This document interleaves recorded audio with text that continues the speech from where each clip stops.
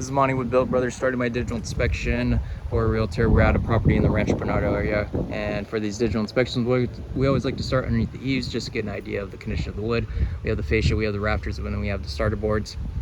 Another thing I wanted to point out is this direct TV satellite dish looks like it was properly installed underneath the eaves, so that is a good sign. I'm not seeing any signs of dry rot or termite damage on this roof underneath the eaves. And what we're looking at here is that architectural asphalt shingle roof. We do have drip edge. It's that metal flashing goes along the perimeter, so that is a good sign. Helps keep the water off the wood. And the type of shingles we're looking at here is the Duration Cool by Owens Corning. So it has the sure nail strip on the shingle course, and then we also have the ridge vent, which allows more attic ventilation. So we do have intake vents underneath the eaves, which allow the cool air in, and then these actually help that hot air escape. Normally we would add low profile Hagen vents, but in this case we have the Whirlybirds. There's also solar installed, which appears to be properly installed. We have integrated flash mounts, so that looks professional. A couple things I wanted to point out on this roof as I'm looking at it. We do have proper seam stagger on each shingle course, so at least 6 inches apart. That's pretty consistent on this roof. I did see one spot where looks like a little piece is lifted up right here, but I did notice that this this course right here, if we look at it, it's actually pretty uneven. So I'm not sure what happened here, but perhaps that was an installation error. And then we also have a sort of vent on here that looks like it's prone to leaks because we have a ton of repair material on it, and a piece of metal flashing on here, and then a ton of sealant that was put on there, so possibly a leaky area, and doesn't look like it was properly installed.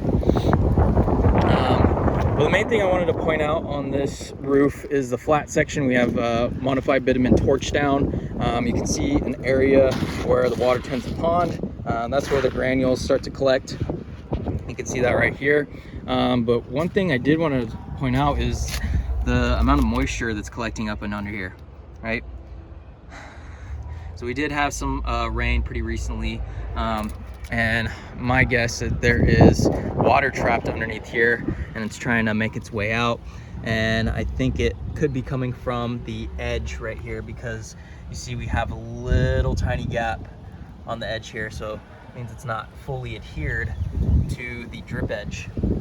And on flat roofs, the edge is always going to be the most prone to allowing water intrusion, right?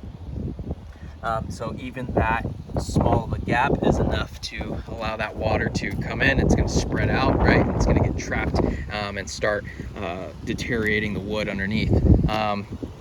So definitely a concern on this roof. Aside from a couple questionable areas on this, I believe the shingle portion is in good shape, right? The material is relatively new. So definitely keep an eye on it, right? Regardless of the overlapping courses here. But I would definitely recommend replacing this section right here with TPO, right? We want to make sure that this edge piece is properly adhered, and we want to make sure that water has no opportunity to get up and under this material. Especially for flat sections, because that water is going to sit. It's not going to move anywhere, right? So TPO is the preferred material for this this section, and then for the shingle portion, we'll go ahead and leave that be, but we can also fix this penetration back here. And then any wood that needs to get replaced will be done on a discovery basis. We can't determine the amount of wood that needs to get replaced until we actually tear off that old material. So I will get this out. Thank you.